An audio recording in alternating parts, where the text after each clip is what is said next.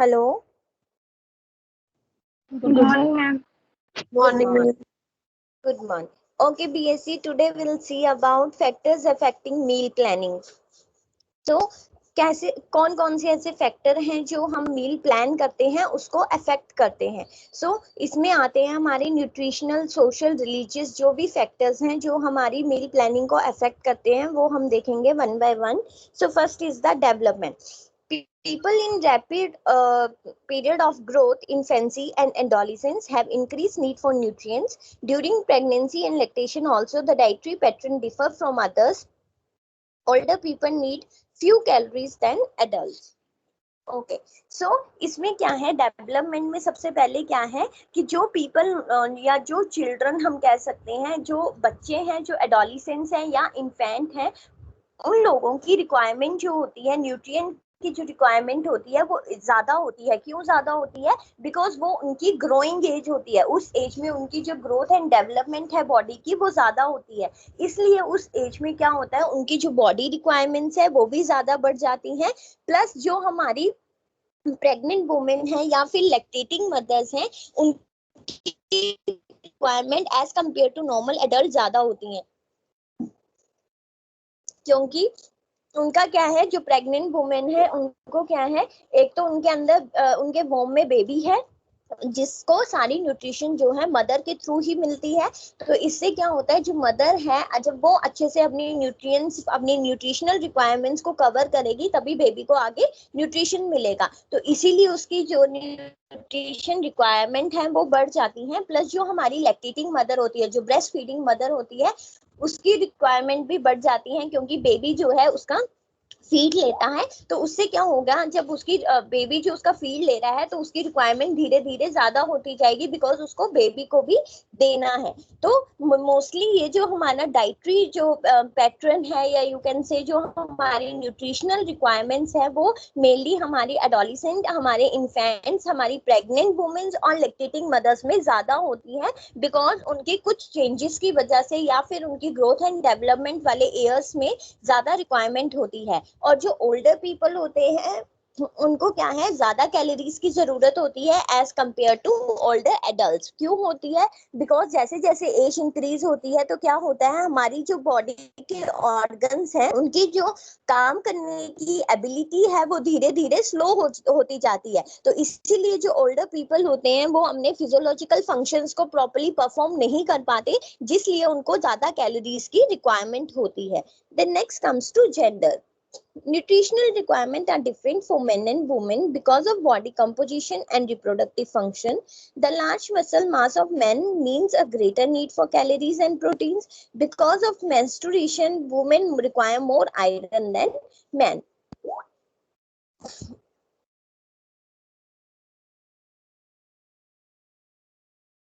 तो इसमें क्या होता है, जेंडर में हमें क्या है, न्यूट्रिशनल रिक्वायरमेंट मैंने सब पहले ही बोला था कि it varies from individual to individual. हर एक पर्सन की अपनी एक रिक्वायरमेंट होती है. नॉट इवन द मैन और वुमेन अपनी, अगर कोई दो वुमेन है, 3 वुमेन है, तो उनकी भी अपनी अपनी न्यूट्रिशनल रिक्वायरमेंट होगी. पर जब हम जेंडर की बात करते हैं तो जो न्यूट्रिशनल रिक्वायरमेंट्स की होती है एज कम्पेयर टू वुमेन, वो उनकी ज्यादा होती है. क्यों ज्यादा होती है? Because of the body composition. उनकी बॉडी ही वैसी बनी है, प्लस उनका जो रिप्रोडक्टिव फंक्शन है उसके अकॉर्डिंग उस पर वो डिपेंड करता है. और जो जिनका मसल मास बहुत ज्यादा होता है उन मेंस के लिए बहुत ज्यादा कैलोरीज और प्रोटीन्स की उनको रिक्वायरमेंट होती है. वैसे ही जब वुमेन्स को मेंस्ट्रुएशन होती है तो उस टाइम पे फीमेल को बहुत ज्यादा आयरन की जरूरत होती है. क्यों? क्योंकि जब मंथली प्रॉब्लम होती है तो उसमें बहुत ज्यादा ब्लड लॉस हो जाता है, जिसके लिए उसको बहुत ज्यादा आयरन की जरूरत होती है. इतनी जरूरत मेंस को नहीं होती. As compare to men, iron की ज्यादा जरूरत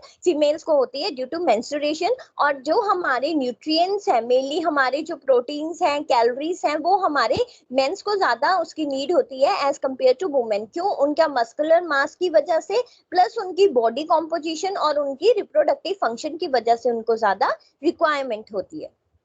Then next comes to occupation. Occupation में क्या है, ऑक्यूपेशन में मेन वही आता है कि जो लोग हैवी वर्क करते हैं एज कंपेयर टू जो लोग लो या फिर जो मिडल या फिर कुछ ऐसे बोल सकते हैं कि मॉडरेट, सीवियर या फिर माइल्ड, कि जो लोग माइल्ड फिजिकल एक्टिविटीज करते हैं, जो लोग मॉडरेट फिजिकल एक्टिविटीज या वर्क करते हैं या सीवियर करते हैं, उन लोगों में जो उनकी रिक्वायरमेंट होती है इट वेरीज। क्यों? क्योंकि जो लोग अगर कोई माइल्ड फिजिकल एक्टिविटी या माइल्ड वर्क कर रहा है तो उसमें क्या होगा, उसमें जो न्यूट्रिशनल रिक्वायरमेंट होगी as compare to other people, वो क्या होगी, उसमें थोड़ी सी कम होगी। और जो लोग बहुत ज्यादा हार्ड वर्क कर रहे हैं, बहुत ज्यादा severe hard work physical activities कर रहे हैं, उनमें रिक्वायरमेंट ज्यादा होगी। क्यों?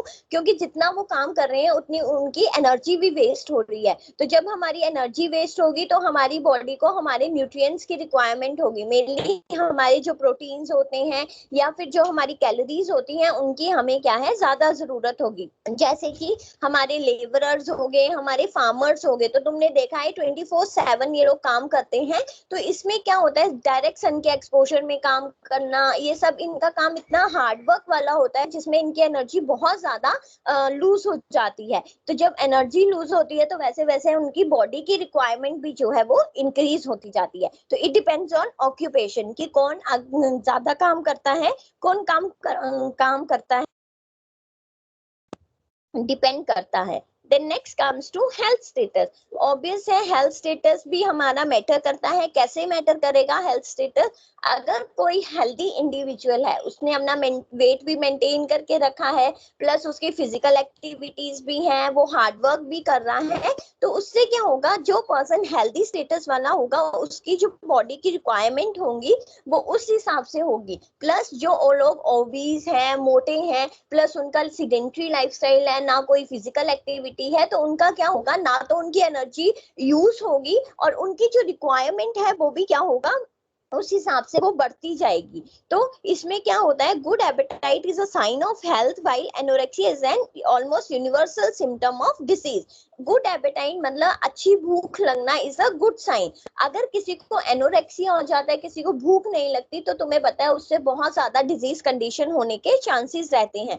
जिसकी वजह से क्या है, अगर तुम्हें भूख नहीं लग रही, तुम प्रॉपर खाना नहीं ले रहे, तो हमारी बॉडी में जो मेटाबॉलिज्म प्रोसेसेस होती है वो प्रॉपर नहीं होगा। जिसकी वजह से क्या होगा, अगर हम प्रॉपर न्यूट्रिशन ही नहीं लेंगे तो डाइजेशन नहीं होगा, एब्जॉर्प्शन नहीं होगा, मेटाबॉलिज्म नहीं होगा और हमारे जो न्यूट्रिएंट्स है उनका एक्सक्रीशन भी नहीं होगा।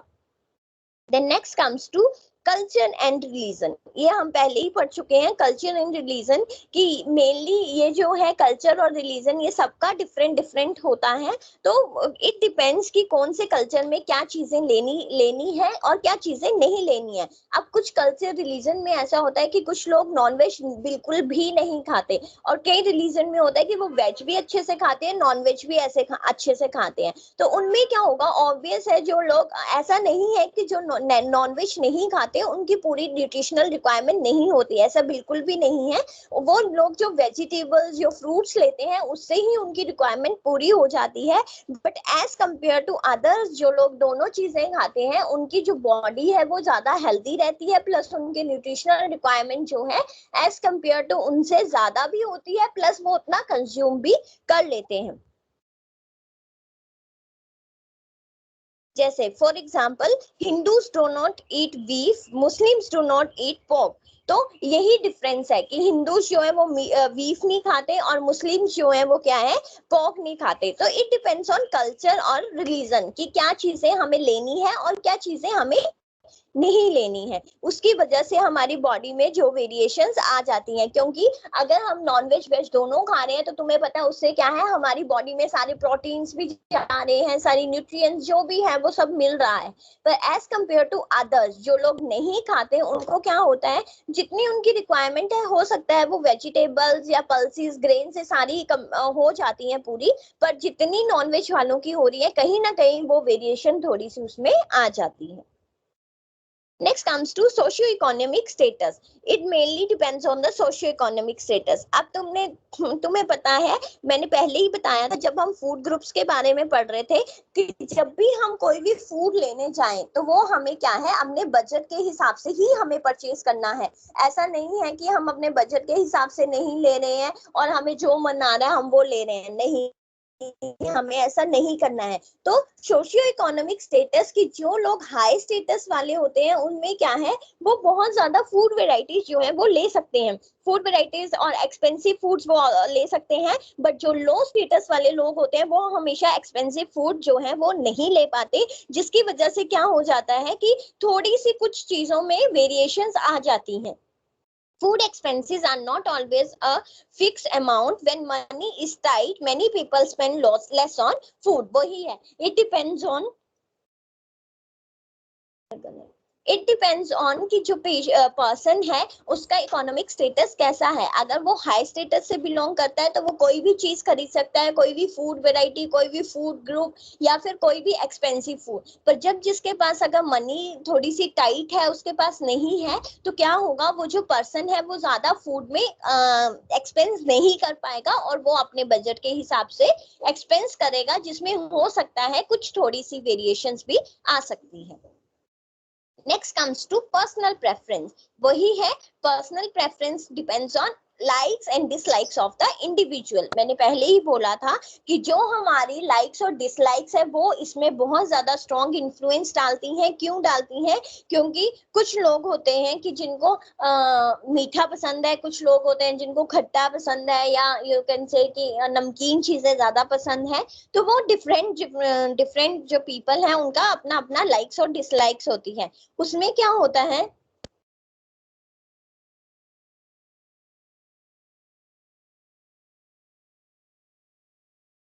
ओके सो उसमें क्या होता है, जो कुछ लोग जैसे बहुत ज्यादा मीठा खाना पसंद करते हैं, कुछ लोग नमकीन खाना पसंद करते हैं, कुछ लोग खट्टा खाना पसंद करते हैं, कई लोगों को मिल्क पसंद है, कई लोगों को मिल्क पसंद नहीं है, कई लोग जूस बहुत ज्यादा पीते हैं, कई लोग जूस नहीं पीते हैं। तो ये सारी जो इंडिविजुअल प्रेफरेंसेस हैं वो क्या है, हमें कंसीडर करनी है जब भी हम अपनी डाइट को प्लान करें।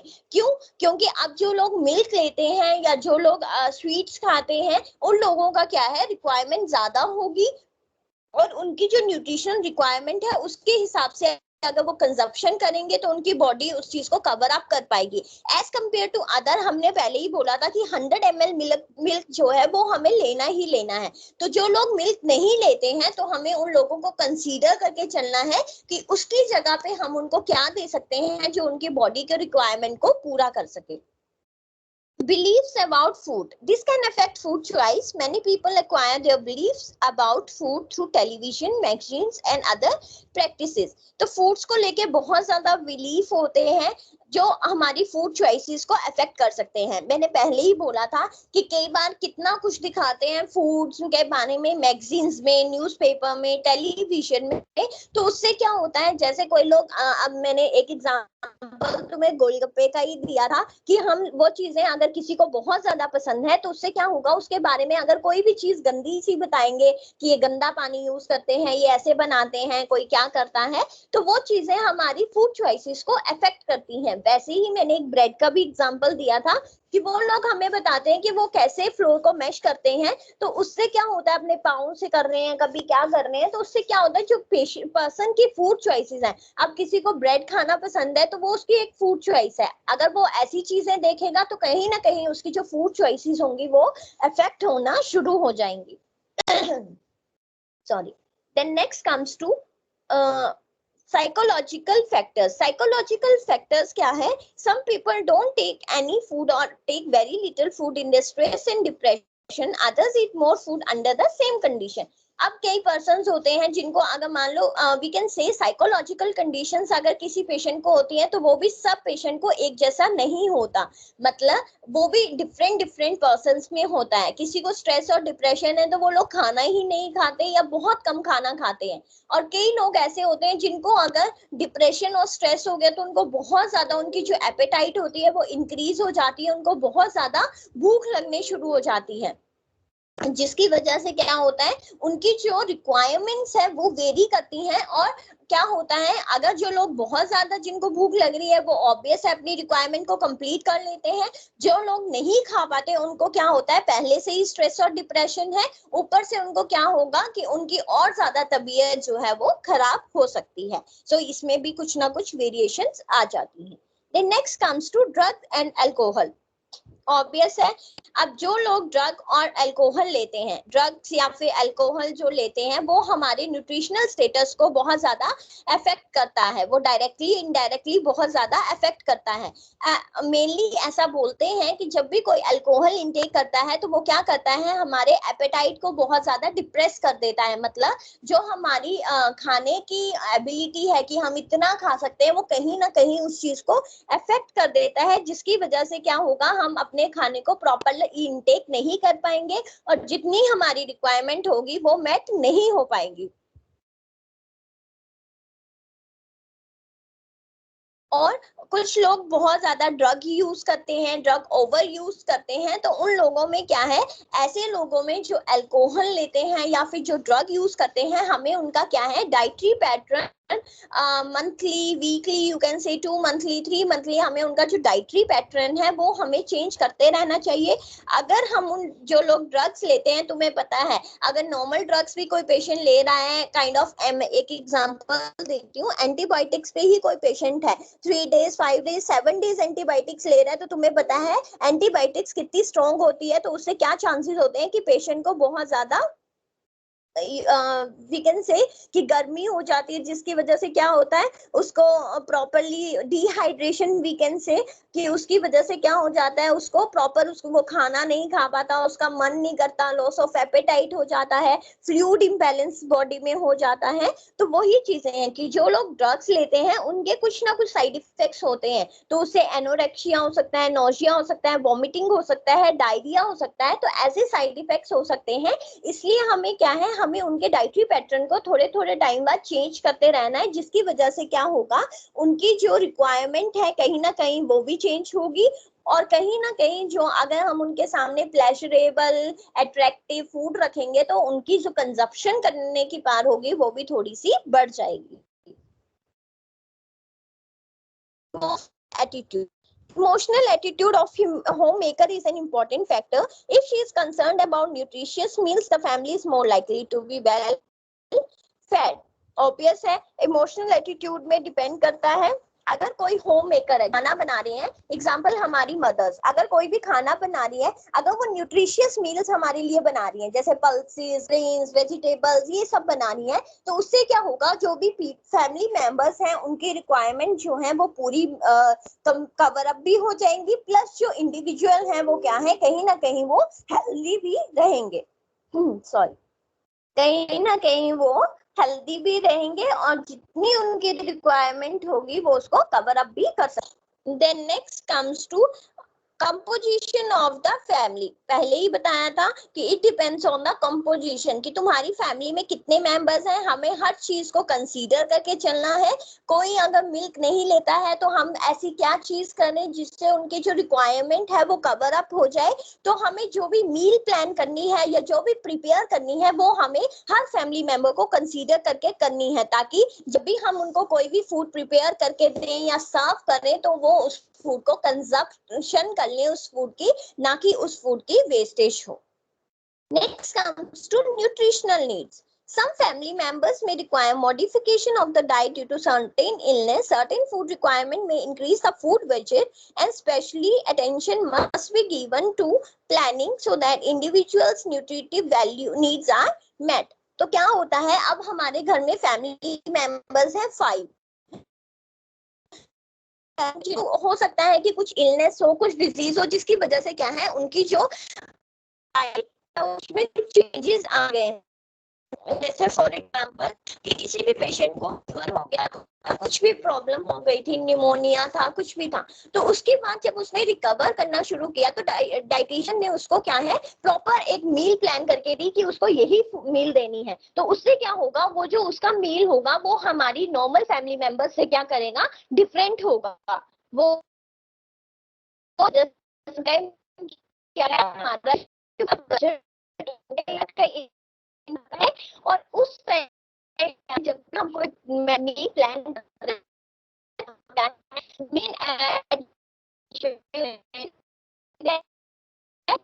मेंबर्स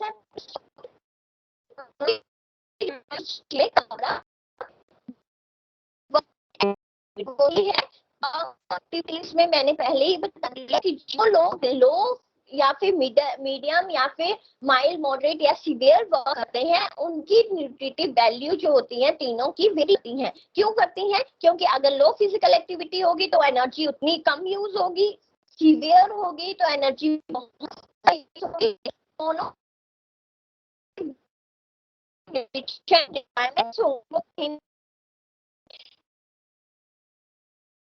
अब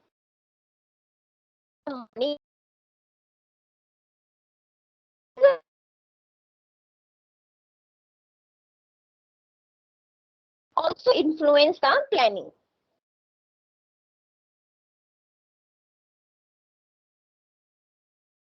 Okay, so इन्होंने दिया है कि अगर तो मैम आपकी वॉइस बहुत ब्रेक हो रही है मैम। प्रॉब्लम आएगी मील्स को प्लान करने को। हेलो मैम आपकी वॉइस बहुत ब्रेक हो रही है मैम। मैम आपकी वॉइस बहुत ब्रेक।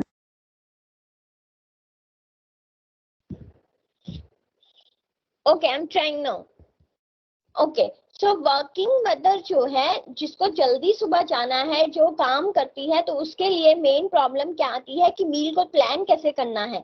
तो जैसे कि अदर फैमिली मेंबर्स हैं, जैसे कि कोई क्लब मीटिंग्स हैं, बिजनेस अपॉइंटमेंट है, कम्युनिटी एक्टिविटीज हैं, उसमें क्या होगा, अगर कोई फैमिली मेंबर घर में अच्छे से नहीं रह पा रहा है, सबको अपने अपने काम है, तो उसमें क्या होगा, उनको जो प्लान, जो वो मील को प्लान करेंगे, वो कहीं ना कहीं उसमें कुछ ना कुछ चेंजेस आएंगे, जिसकी वजह से जो हमारी न्यूट्रिटिव वैल्यू है, जो रिक्वायरमेंट है पर्टिकुलर पर्सन की, वो हमारी पूरी कवर अप नहीं हो पाएंगी। Values of family members, values of family members में क्या है, which people place upon food can't be overlooked. Example, the kind of food serve for holidays. तो वैल्यूज ऑफ फैमिली मेंबर्स में क्या है, इसमें नॉर्मली हमें जैसे मील प्लान हम करते हैं वैसे ही करना है, बट वैल्यूज में क्या आ जाता है कि हम कुछ चीजों को अलग से कुक कर सकते हैं। जैसे कि अगर कोई हॉलीडे है तो हम उसमें कुछ स्पेशल कंसिडरेशंस लेके हम क्या है, उसमें पूरी मेंबर को, पूरे फैमिली मेंबर को कंसीडर करके कुछ अच्छा सा उस दिन उनको सर्व कर सकते हैं, जिससे क्या होगा, उनका जो न्यूट्रिशन वैल्यू है, वो अगर उसमें कुछ कमी रहती है तो वो कहीं ना कहीं उससे पूरी हो। Next comes to entertainment. The amount of entertaining a family must also be viewed in family meal planning. If family member bring friends into home, at that moment preparing excess meal may be required. तो amount of entertaining family में क्या है, इसमें क्या होता है, मतलब अगर कोई भी family, not only the friends, अगर कोई रिलेटिव्स भी आ रहे हैं या कोई भी आ रहा है, तो उसमें क्या होगा, उस दिन भी मील में जो हमने प्लान किया है उसमें कहीं ना कहीं वेरिएशंस आएंगी, और उन लोगों के लिए हमें कुछ एक्सेस में बनाना पड़ेगा जो हम अपनी मील में कंसीडर नहीं करते हैं। तो कहीं ना कहीं उससे भी क्या है, कुछ चीजें जो है उसमें वेरिएशंस आएंगी। Next comes to other factors influencing menu planning. BSc, am I audible? Yes, ma'am. Yes, ma'am. Okay, fine. So, other factors influencing menu planning. First is nutritional adequacy. Nutritional adequacy, foods from all basic groups should be included in each meal so that the meal is balanced and nutritionally adequate. Nutritional needs may be modified for hospital diets. So, food क्या है, जब भी हम nutritional adequacy mean, जब भी हम कोई food select करते हैं, तो हमें वो हर फूड ग्रुप से हमें एक एक चीज जो है वो हमें सिलेक्ट करनी है, हमें अपनी मील में उन चीजों को इंक्लूड करना है, जिससे क्या होगा, हमारी हमारी जो मील है वो क्या है, न्यूट्रिशनली एडिक्वेट हो जाए, हमारी जो खाना है वो वेल बैलेंस्ड हो जाए, जिसकी वजह से क्या होगा, जो पर्सन की रिक्वायरमेंट्स है वो पूरी हो जाएंगी। प्लस हम उन डाइट्स को मॉडिफाई भी कर सकते हैं। अगर कोई हॉस्पिटल में है पेशेंट, तो वो डाइट्स मॉडिफाई की जा सकती हैं। क्यों की जा सकती हैं? बिकॉज हर एक डिजीज का अपना अपना मील पैटर्न होता है। तो किसी डिजीज, कोई पेशेंट है उसको कोई डिजीज हुआ है तो उसकी डाइट में चेंजेस हो सकते हैं, क्योंकि अगर उसको बोला है, जैसे किडनी पेशेंट है तो उनको बोलते हैं लो प्रोटीन डाइट लेनी है, तो उसमें कुछ वेरिएशंस हम कर सकते हैं कि उनको ज्यादा प्रोटीन्स ना देके उनको अदर जो चीजें होती हैं वो हम ज्यादा दे दें, जिससे उनकी न्यूट्रिशियस वैल्यूज जो है वो भी पूरी हो जाए और उनकी रिक्वायरमेंट के हिसाब से उनको चीज जो है वो कंजप्शन भी उसकी कर ले। Economic status, the spending power of the client has to be kept in mind and meals have to be planned within the budget. Low cost nutritious substitutes should be included in the menu to keep the cost low.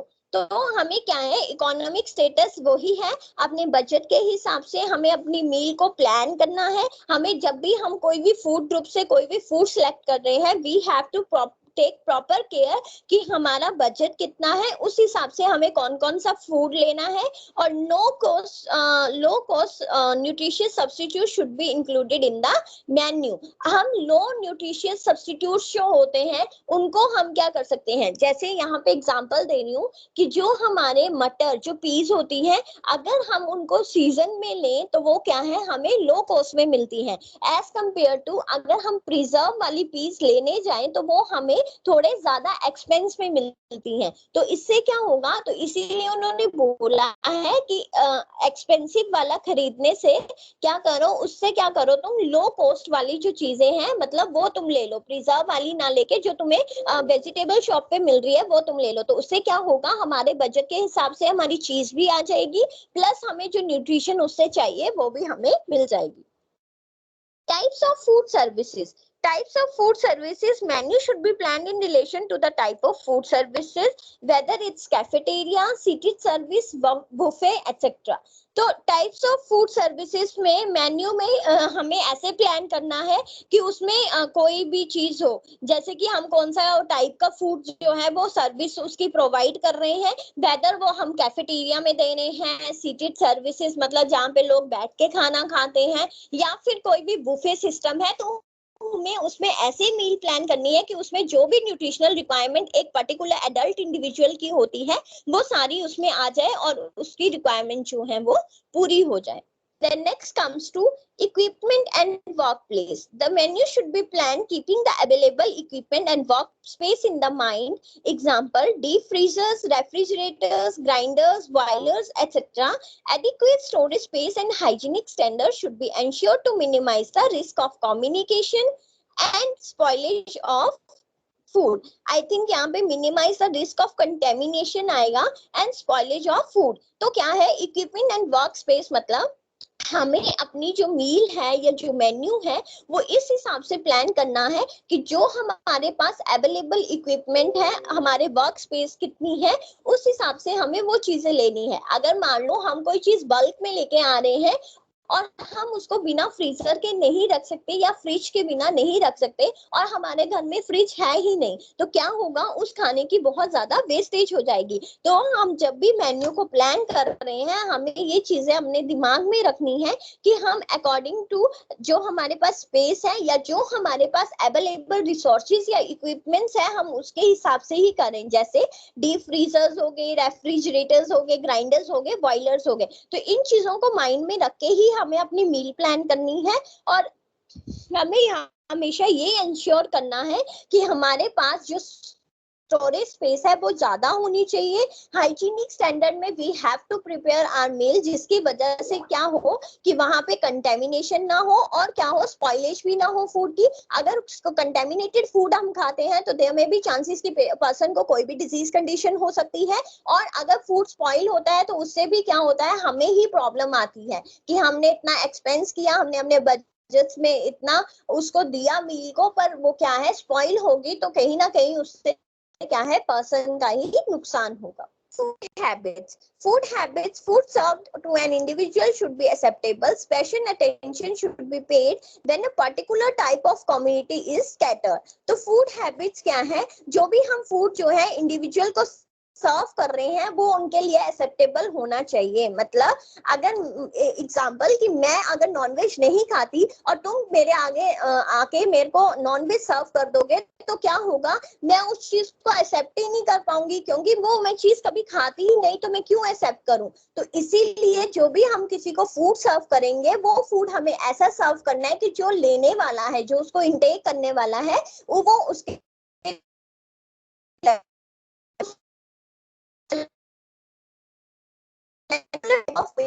और special attention हमने तब देनी है जब हम किसी particular community में जाके कोई फूड वो सर्व.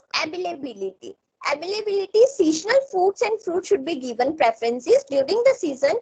वही है कि जो सीजनल फूड है हमें पहले उसको प्रेफरेंसेस देनी है, क्योंकि सीजनल फूड अगर हम लेते हैं तो क्या होगा, उससे हमारा जो बजट है वो भी ठीक रहेगा और हमें जो भी सीजनल फूड्स है वो लो एक्सपेंस में हमें मिल जाते हैं. तो उससे क्या होगा, हमें कहीं ना कहीं हमारा जो बजट है वो भी ठीक रहेगा और हमारी न्यूट्रिशनल वैल्यूज जो है वो भी कंप्लीट हो जाएंगी. Next comes to meal pattern.